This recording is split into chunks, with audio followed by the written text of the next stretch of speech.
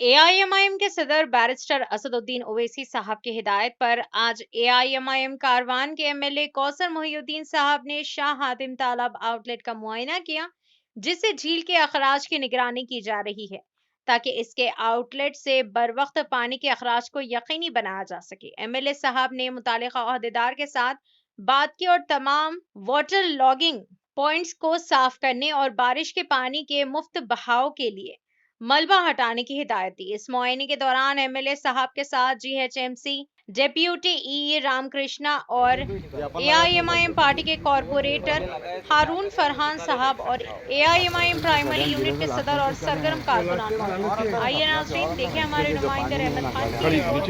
खासकर Hind TV news channel को like करें, शेयर करें और सब्सक्राइब करना ना भूलें। इधर एक 5 को छोड़ना, समझ? या कट्टा डालना यहाँ पे ऐसा, समझ? आउटलेट जगह కళ్ళ కొన్ని ఇవన్నీ వెళ్ళిపోతున్నాయి సార్. అయినా అవుతారన్నా ఇంకో గాడి అన్ని చూపించారు. అది మన